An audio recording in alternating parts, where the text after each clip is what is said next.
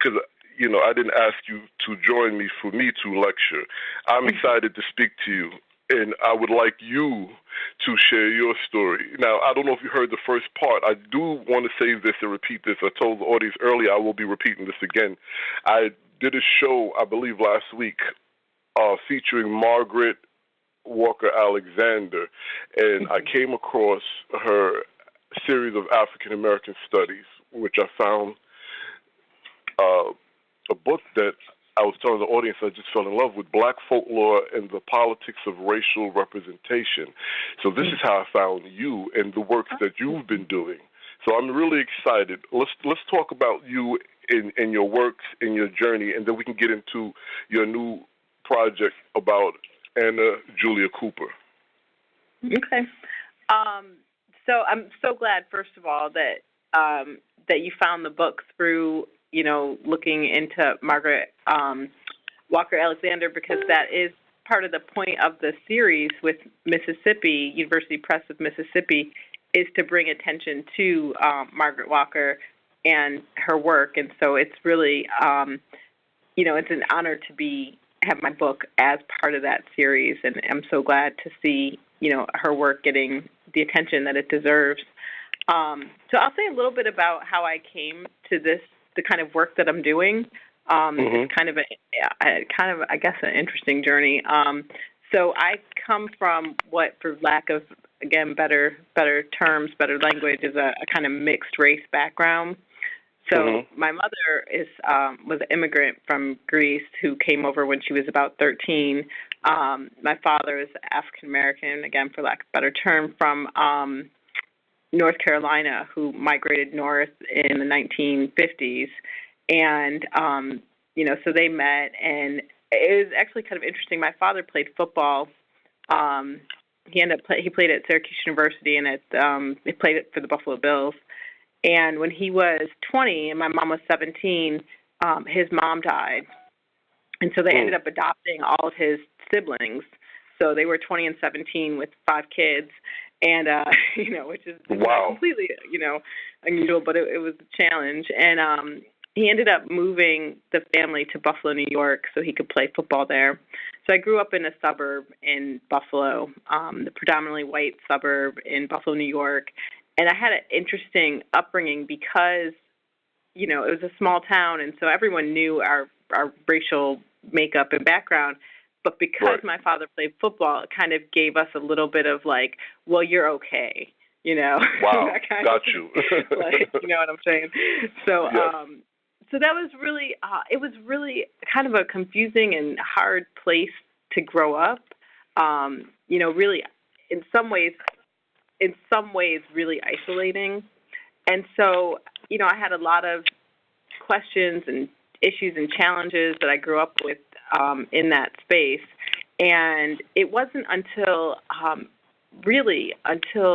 my freshman year at the University of Maryland that I read Zora Neale Hurston's Our Eyes Were Watching God. And there was just something about that book. Janie, the main character, is a mixed race character, biracial. And so she goes through this entire journey of kind of discovering herself and her voice through her interactions with different aspects of her community. Right. And so I really connected with that book, but then I started to connect with Hurston. I was like, who is this woman who wrote this book? Absolutely. And I just started reading more and more about Hurston, and I found she was a folklorist, an author, and an anthropologist, and I was really interested. And so I started, even when I was a freshman in college, studying Hurston. And when I went to grad school, I planned to do my dissertation project on Hurston and how she kind of negotiated the politics of working with, Franz Boas at Columbia, like working in these kind of predominantly white spaces, and trying to collect and represent African American folklore, and like what would that be like to have to navigate those kinds of spaces. So I started looking at Hurston a lot, and then I thought, I learned about the WPA projects and the Federal Writers Project, and I started looking at like William Attaway and Richard Wright and all of these authors who were involved in these projects of really collecting Black folklore, but then negotiating how is that part of this national project to tell this story about America as this diverse, combination of communities that are stitched together. And I kept thinking, like, how do they negotiate with this, like, larger project? And so in that time, I ended up kind of looking at some of the works that Hurston had collected, and I saw this, like, reference to Hampton Folklore Society, and I was like, who are they, And I ended up going back into the 19th century and looking up, who are these folklorists who are already working in the 19th century, collecting Black folklore, creating these collections and these repositories. And I ended up staying back there in the 19th century, and wow. I realized there was a lot of work to do. So that's kind of the personal and professional story of how I ended up, in the 19th century. Wow, that's usually how it starts for most of us. I can identify with that. I think my question would be based on the description of the book, right? Which this particular book, I'm sorry, I want to find because this is something that struck a chord in a good way. Because I'm on a mission to find so-called African-American folklorists and ethnomusicologists, because it's a industry, academia industry, that is pretty much, whether it's dominated or just controlled, however you want to turn, not you personally, but however it's turned by white academics, right? And it's kind of ironic to me that these white academics from then to now argue which white person is fit to tell someone else's story. So it led me to want to find more. And in this description for the University Press of Mississippi, it says that these folklorists work within, but also beyond the bounds of white mainstream institutions.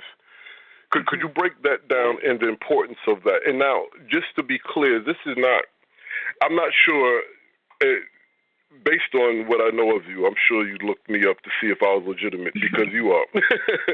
But my platform is not divisive, right? However, these are topics that should be addressed. I don't know if you heard when I spoke about a discussion on the Real Blues Forum, and these are some very high-level historians of Black music and Black culture. I kind of chuckle, but they're really serious and they know what they're talking about.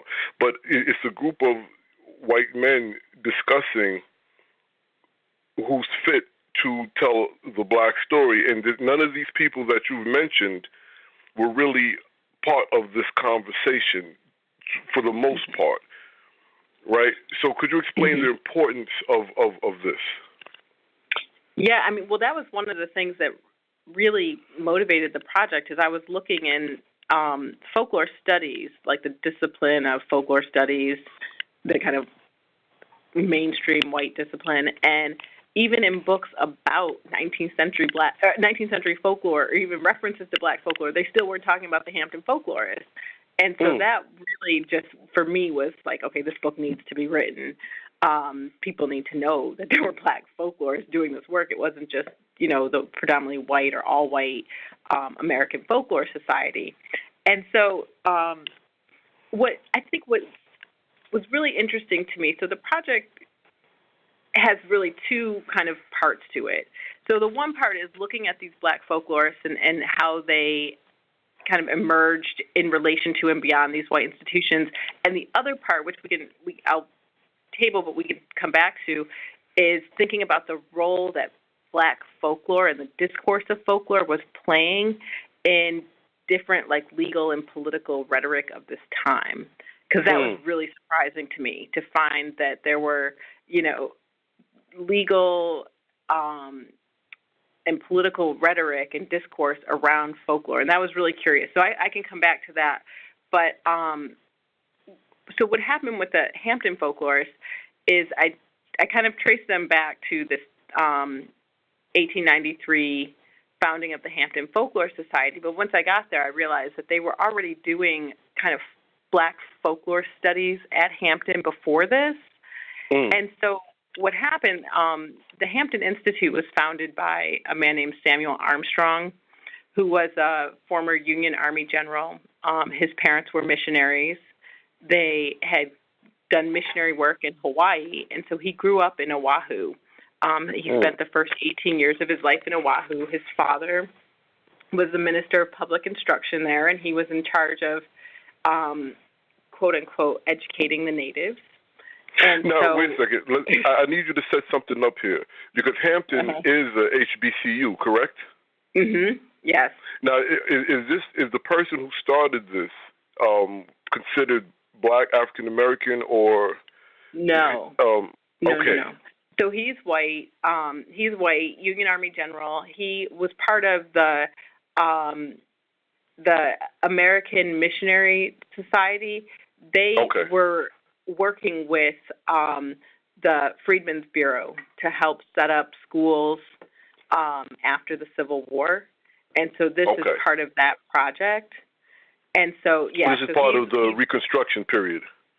Yes. So he's part of that Reconstruction project to help establish schools in the South. But he spends his first 18 years in Oahu, and he says that he learned about kind of educating and civilizing, the natives and African Americans by watching the work that they were doing with the natives in Hawaii. So I think that's really interesting too to think about the kind of trans-Pacific connections of what's happening. You think about Hampton, Virginia, you don't often think about, what does this have to do with colonizing Hawaii? Absolutely. But the projects overlap. Absolutely. So he comes back to Hampton to basically to run this school. So he comes back, he founds Hampton, and it's really tricky, because they do, they set up these schools, and it provides a space for African Americans who are in, the rural parts of Virginia, North Carolina, to go to school. But they're very much vocational schools. They're working, and Booker T. Washington is there. I mean, Booker T. Washington goes to Hampton. And so, but they're very much vocational schools to teach them a trade so that they can become part, quote, this is ridiculous, but a part of the, economy, right, of the South. And so, in doing this, one of the things he learned from Hawaii was that they had to deal with the kinds of customs and folklore of the people, that could be an impediment or it could be an asset to helping to, quote, civilize them. So he sets up this project of having his students go out and kind of collect folklore from their communities and bring it back and expose it so that they can be, if it's the bad kind of folklore like conjure and superstitions, they can be rid of it. And if it's the good kind of folklore like spirituals and folk songs, then they can support that. So, yes. So this is the history that they're coming up out of. And I'll give you one example from that collection that I just love. So he publishes this. So he publishes all of the stuff in the newspaper of the Hampton Institute, which was called the Southern Workman. So he publishes one piece from, he says, one of my students goes off and he collects folklore from his community, and this is what he or she came back with. And so the person tells this story how they went to their grandmother, and their grandmother was very sick, so they called the conjure doctor. And the conjure doctor comes, and he puts together this, walking boy, this charm, and they place it underneath the bed, and it, rolls around and does this stuff. And then after that, the person says, my grandmother was up and walking, and she's been walking ever since. This is what I saw with my own eyes. And then the very, very last line is, and of course you can judge from this how ignorant the folk are to believe in such things. And Wow. so I love this example because it's like, they have to participate in this project that Armstrong is laying out. But even within that, it's like, no, this is true. Like, I saw this with my own eyes. There's this resistance to disavowing it. But then there's like this obligatory disclaimer that they clearly don't mean, but they have to put that in there.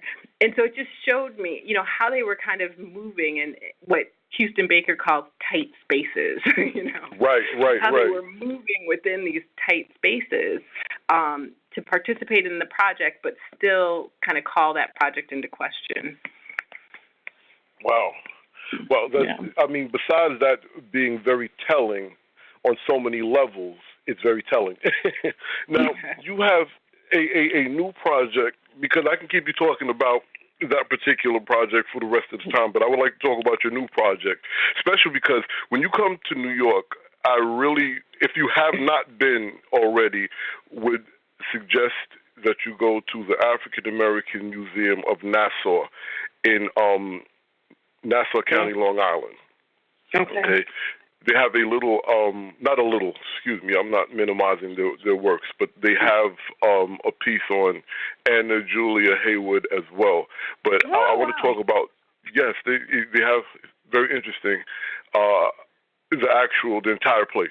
I would like you to set up and talk about this new project, because Anna Julia Haywood is could be considered not only a spearhead in quote-unquote African-American education, but some could say in feminism, right? Absolutely. Well, it was kind of interesting because the way I came to Cooper was actually through the first book project. So one of the so I'll talk about the first book for a minute more, and then the second project. But okay, it could be 5 minutes if you wish. Okay. So one of the things that with the Hampton Folklore Society, they kind of get reconstituted after Armstrong passes. They get reconstituted by this woman, Alice Bacon, who was a white Northern missionary. But what she does is she kind of circulates this letter and invites all of these people, scholars, cultural workers from the Black community to kind of get involved in the project. And so one of the people is, she's Booker T. Washington, Alexander Crummell, Anna Julia Cooper. So Cooper's one of them. So Cooper gets this letter, and she gets engaged with the Hampton Folklore Society. And it was just incredible to me, because when we think about Anna Julia Cooper, we think about her work in Black feminism, her work in education, her major publication, A Voice from the South. But I never had thought of her as involved with folklore or folklore societies in any way. But she sees it in the Black community. I mean, the people, the Black intellectual community, Du Bois, they see this as a really important project that they want. They are talking to the folklorists. They're giving input and advice on how they think this project should be carried out. And so I thought that was really interesting. And Cooper does this one thing that she's kind of known for doing, which is like just standing up in the middle of opposition and like talking back. Right. So she goes to a meeting where they have the president of the American Folklorist, or I'm sorry, not the founder of the American Folklore Society, William Wells Newell, is there, the white man, and he's telling the Hampton folklorists how he doesn't really see race, and they're all just part of the human race, and that they should collect their work and kind of pass it along to them to analyze. And so Cooper stands up and it basically says, don't be kind of blinded by the splendor of Anglo-American achievements. Cultivate your own folk traditions that will be the source of our own, or already are, but our great literature. And that what they do is they don't show how the heights we've risen, they show our humanity. But she does this in a meeting with Newell, so I just love that. So anyway, absolutely, because she pretty much stood up to call him on his BS. Absolutely, and she was known for doing that. So I started. So she's half of a chapter in the first book on Cooper, and I just thought, my God, how much more don't we know about this woman, And so I just decided I wanted to do the second book on Cooper, and and really to kind of get a sense. She lived 105 years. She was born Wow. in 1858 in North Carolina into slavery. She dies in 1964. So she's born into slavery and basically lives into the civil rights movement. And she was productive the entire time, and we really, in academics in general, we kind of place her in the 1890s because that's when she published her major work, was 1892. But it's like, well, what was she doing? So that was the question that drove the second part. Like, what was she doing after that? Like, clearly this woman who's brilliant didn't just stop producing. And so I wanted to see, what was she doing from 1892 until 1964? Let me ask you a question, because you raised a very interesting point. From her statement to the founder of the American Folklore Society to what inspired you to look into her further, do you think part of the reason majority of these quote-unquote African American folklorists are not celebrated or even known about is because majority, what happens is their works that are in partnership with the white society is the works that's celebrated, and then that's all we hear. Yeah, and I think one of the things that I think was really insidious that happened with them is that they were kind of seen or identified as not scientific, and this was the age when they were trying to establish the kind of scientific legitimacy of folklore studies, that it was an academic discipline and that it was scientific. And so, even Alice Bacon, who's this sympathetic white woman, will say about Robert Moten, who's a black folklorist, really early, what I would, they wouldn't have called him this, but maybe an early ethnomusicologist. She says, there's not one trained folklorist among us, and he's analyzing the songs. He's breaking them down into 4 different categories. He's given the history of where they come from in Africa. And she's like, no, he's not a trained folklorist. Wow. So I think there was that kind of legitimizing discourse that made them seem like they were just always the informants, right? They just supplied the materials, not the analysis. So do you think that the intellectual or the academic society of it all kind of overanalyzes what these cultures or those that are studying these cultures are doing? I think they have a frame. They had. And Newell did too. He had a certain kind of framework that he was using to analyze the materials, and Boas did too.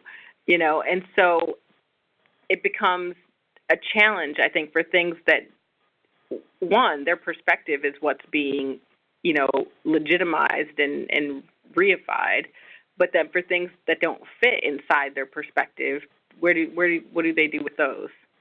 It's like, these are the conventions of a folk song. So if you don't have these conventions, then it doesn't fit as a folk song. It's not a folk song, right?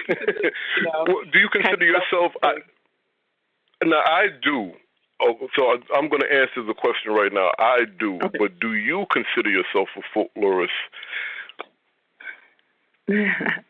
That's a very good question. It's interesting because I consider myself a folklore studies scholar because I study folklore and I study the discipline and I study the history of it. And in some ways, I think, in a traditional I didn't get a degree in folklore studies, but then I've done oral history projects, so I have done a lot of this kind of folklore studies work. So I guess, yes, I would consider myself a folklorist. I think you should. Now, I want to, we're going to come back to your projects. I want to talk to you a little bit about something that was a topic yesterday, and I've been speaking about for some time after I heard it. Considering that you are a professor of English and African American Studies, right? So there is. I don't know if you're. I'm not great with names, but this gentleman who comes out of the Fruits of Islam. He's a great orator, and he's given lectures and things. And in one of his interviews, he says he does not think the African Americans should major in or even take African American studies. This is a two-part question, okay? Okay. The first part is, do you agree? The second part is, if we are saying that or celebrating those of the tradition and of the people, and we're complaining that somebody else is teaching and telling the story, wouldn't it make sense to have African Americans major in their own studies so they can tell the story? So that's the two questions. Mm-hmm. Well, what's his argument for them not taking African American studies? Well, to take something that can get you a job or technology and things of this nature.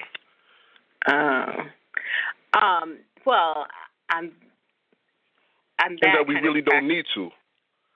Yeah. No, I would disagree. I mean, I disagree on, I guess, by both fronts there. I think in terms of the vocational aspect, like getting a job, the practical aspects of it, I mean, there's so much work right now in terms of what is happening in our country for people who have a deep cultural and historical understanding of, of race and how it operates. So I see, I see people right now who are getting degrees in critical philosophy of race who people are calling to try to give them jobs, And so I think there's a real demand for people who have that knowledge. I also think that a lot of our majors here at Penn State are double majors or triple majors. So they'll major in African American studies and engineering and medicine. And when you take that, you take a discipline or geography, a discipline that doesn't have an understanding of how, race and gender and those, doesn't understand how those things work, and you bring someone who understands that, they can revolutionize that work. They can create medicine or geography or, engineering that it is sensitive to all of the kinds of cultural issues that are tied up around race in this country and globally. So I think they really have such a better perspective in terms of bringing that to any discipline or any job that they might work if it's not specifically related to African American studies. And then I think in terms of the content, I can speak. I went to a predominantly white school, so I didn't really read not very much, hardly any, African American literature or history until I got to college, and it was devastating. I mean, it's just devastating not to have that knowledge and that information, and I just can't. I can't see doing that to additional generations of students. Why would we do that to them? Right. Yeah. So. Right. So, well, with that being said, I would go as far as saying, you're saying any and everybody should be taking a cultural course for that matter. But my question specifically for or about African American people, because, it's almost like, if you have an African American, a black filmmaker, right? I'll use John Singleton and what is that? I believe not the program. It was Higher Learning, right? That's the name of the movie, I believe. I think he's a great filmmaker, but the point I'm making is Semi, I believe the character was Michael Rappaport, right?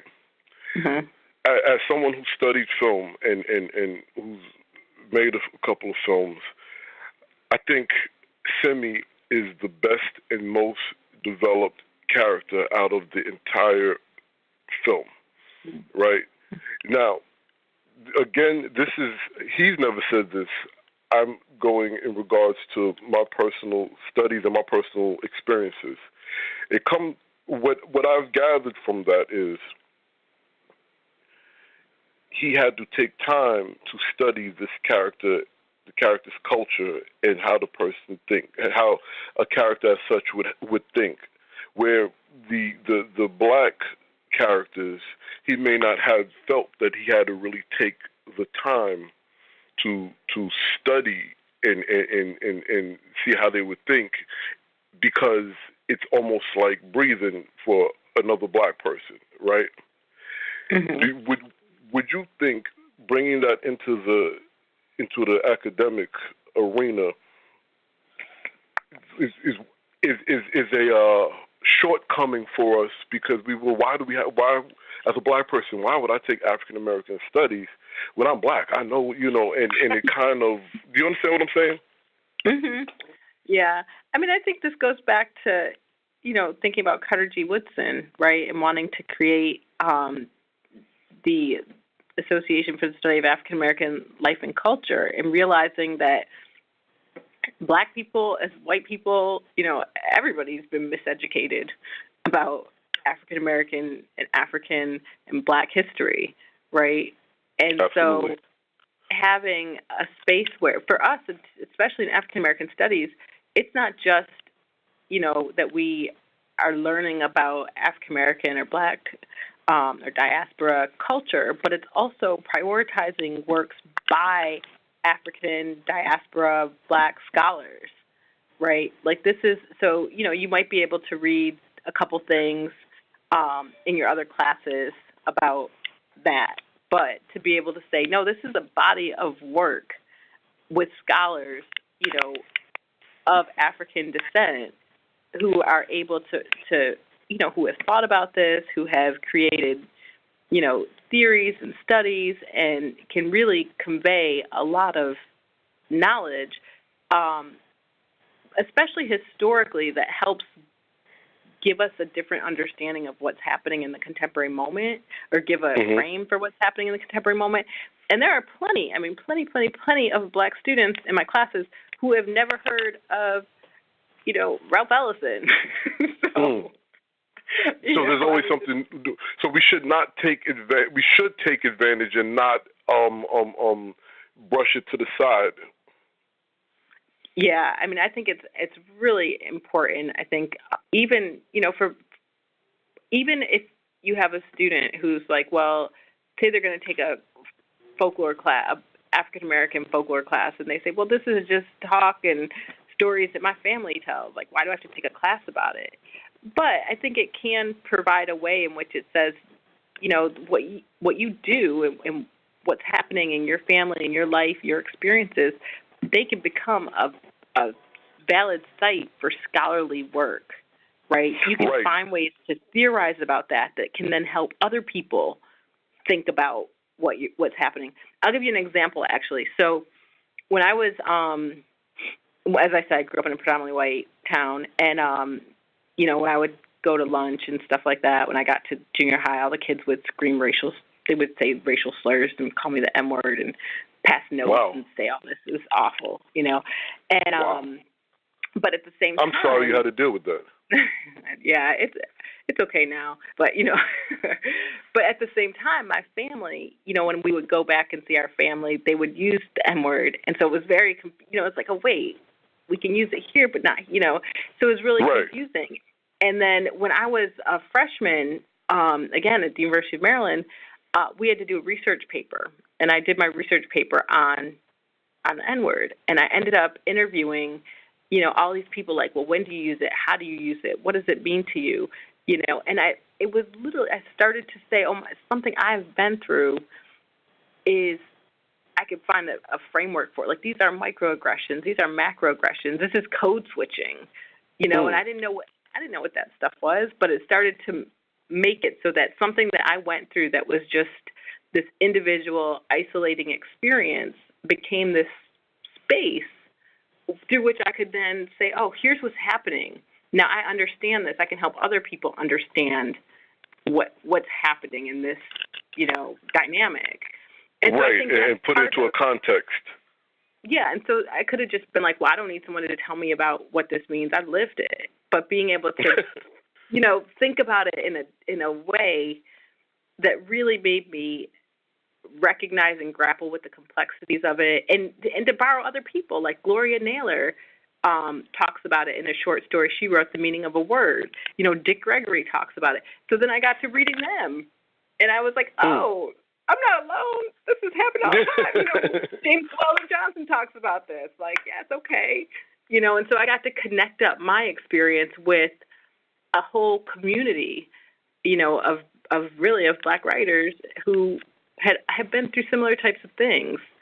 So I think there's so much, there's just so much personally, professionally, culturally, socially that people can get from doing, dedicated, focused work in African American studies.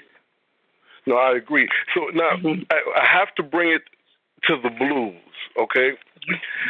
Because it's the blues people and the music, what I like to call African American tribal music and the Black experience. Now, with that being said, what interest? Let's see. Where could we start? Did you find the blues in this? Did it make you want to listen to these musics? What interesting pieces of literature that actually encouraged you to go and say, wait, I have to find out who, I don't know, Big Bill Broomsey is, just for an example. Well, I was really lucky. At University of Maryland, I had a professor, his name was Barry Lee Pearson, who was a blues scholar. And he was the advisor on this project. So he had a folklore background, but his specialty was blues. And so I really got, I don't have as deep a background as definitely as you, but I got introduced to the blues, through that. And, I think that even with someone like Chestnut, starting to think about how there's an ethos that's, there's a kind of, the laughing to keep from crying. There's a kind of the ironic, kind of take on what's happening, the sleight of hand. There's a kind of ethos that I think was present in African American literature that really made me appreciate hearing it in the blues too. Yeah. No, I definitely understand. I wish to ask you about early Black writers, because I cannot. I think it was in Blues People, I believe. I can't remember the name of the authors, but there was a group of authors during the Reconstruction and New Negro period that refrained from speaking about actual Black culture, but more or less. And when I say actual Black culture, just like the brother who called earlier, there's so many degrees and areas of Black culture. It's not just one, it's just not one Black experience, right? But they spoke more or wrote more on the terms of what would be considered Western European or white literature rather than Black. Have you come across any of these authors in your study, and would you think that it was a attempt of assimilation or an attempt of forgetting, or not necessarily forgetting, but trying to move past and show that we're not just what the nation believes we are? Yeah, I think that was really complicated for Black authors in the mid to late 19th century. Even Robert Moton, who was the folklorist at Hampton, he was kind of the kind of highest ranking folklorist in the society. He was at Hampton Booker T. Washington. He becomes the second president at Tuskegee after Booker T. Washington. But he says, when he got to Hampton, he was like, Armstrong had us sing these like praise songs on Sunday night, these Black, traditional folk songs. And he's like, I always hated that. I always felt like it was a badge of shame to have to sing these songs from slavery days. And I wanted to forget about that. And I wanted, I came to Hampton to do something different. And that's his initial, reaction to it. Right. And he's like, it's not until until I started looking at it through this lens with the Folklore Society that I started to really recognize what was special and extraordinary about our own traditions. But that initially he had that response, and that was one piece I didn't talk about. But in the book, one of the other components to this is what is happening with Black folklore and popular culture. So, Black folklore and popular culture is being, especially in the immediate post-Civil War period and beyond, but is really being, lampooned, right? So that it becomes this source of derision and humor. So the minstrel shows, the minstrel shows are taking Black folklore, and that's actually what Moten says. He says these minstrels, these white minstrels in blackface had made me ashamed of my own folk traditions. Wow, which is deep, right? Because at one time, the vaudeville shows was the only way Black entertainers could make money. Well, that happens, I think, a little bit later, that the initially it's like whites in blackface, but then it becomes Blacks in blackface.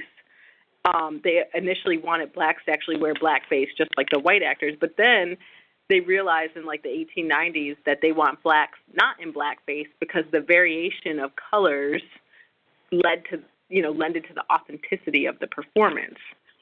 Wow. But even within that, there were Black minstrels who still were trying to, this is what we have to do to work within the system, but how can we still, again, is there a way we can find spaces for resistance within this tight space?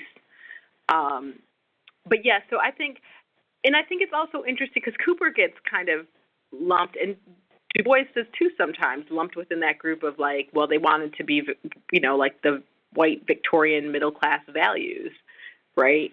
And because they're writing in a certain kind of way, they're using this elevated language, this elevated rhetoric, and I think what was really important looking back is learning how to read the multiple registers, that Cooper could speak in this really elevated language. She studied classical rhetoric, but she could also write about, religious themes that would resonate with a Black audience, so she knew she was writing to different audiences. I'm happy that you stated that, because that was something that I was wondering.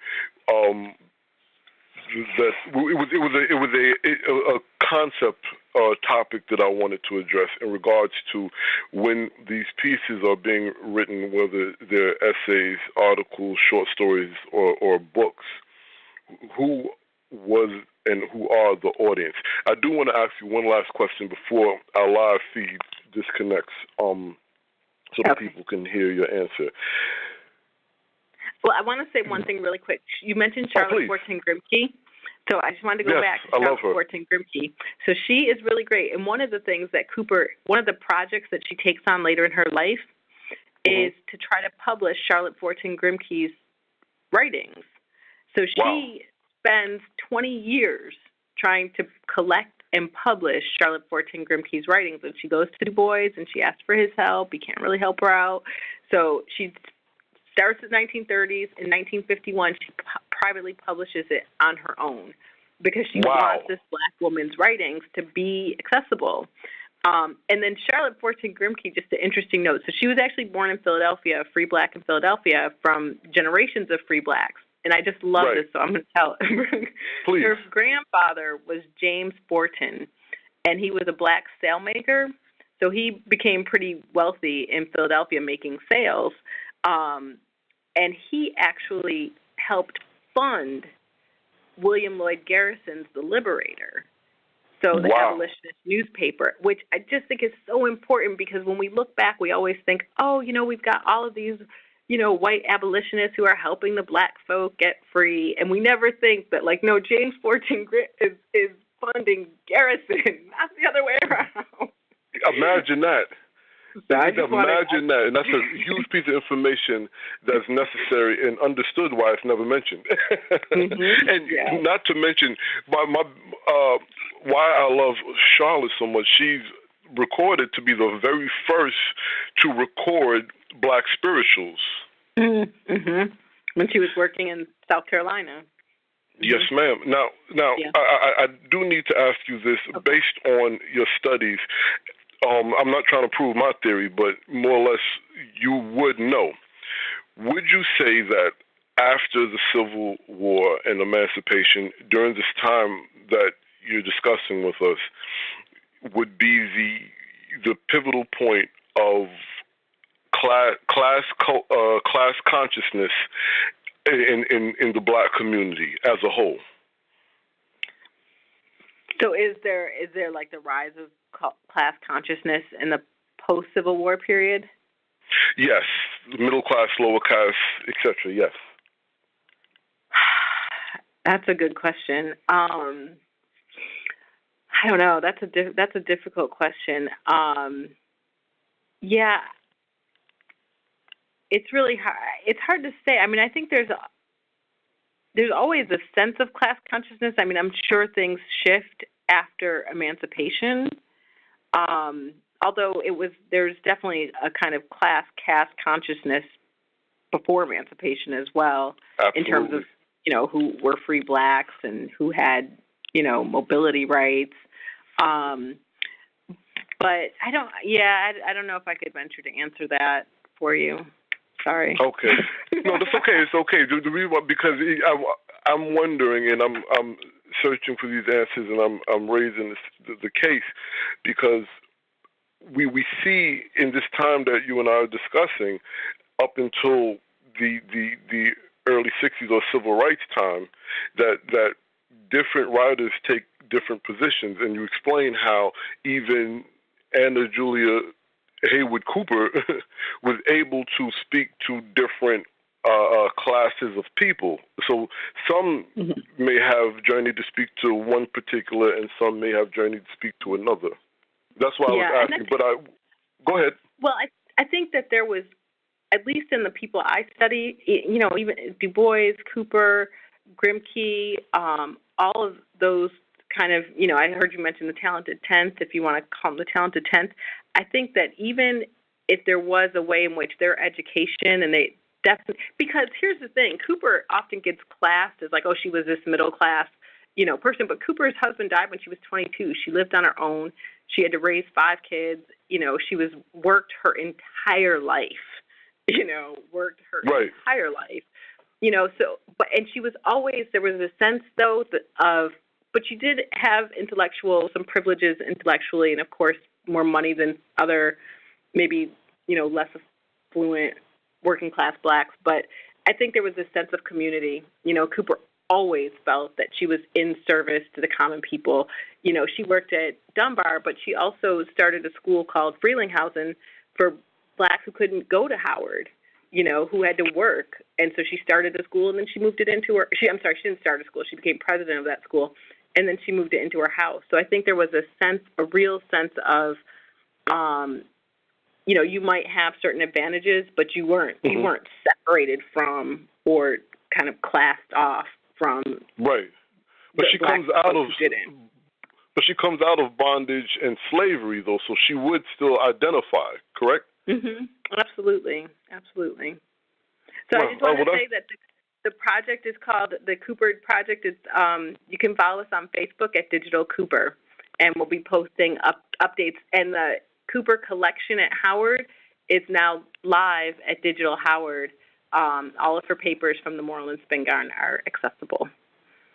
Wow. So I have the Facebook page linked to this description. What I will do is all the information that you're sharing, I will make sure I not only put it on the description, but on the archive page, YouTube page, website, so everybody can find it. And any other works that we did not discuss, please feel free to send it to me, and I will do the same with that.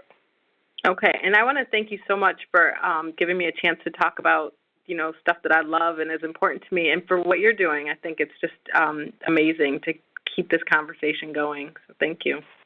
Well, thank you on all fronts. And as time goes on, I'm hoping to have you as a recurring guest. Great. Yes, I'm also going to ask. Well, we'll talk about that off there. But thank you very much. You all have been listening to. Go ahead. I'm sorry. Okay, thank you. That's awesome. you all have been listening to Jack Dapper Blues Heritage Radio. Today's topic, African American writers, folklorists, and the blues. Our very special guest, who hopefully and will be a recurring guest, Shirley Moody Turner, Professor of English and African American Studies. You can find the Anna Julia Cooper digital project in the description box. When the archives are up, everything else we discussed that she's working on or worked on will be in those links as well. I'll speak to you all tomorrow, and I'll speak to you, Mrs. Turner, very soon.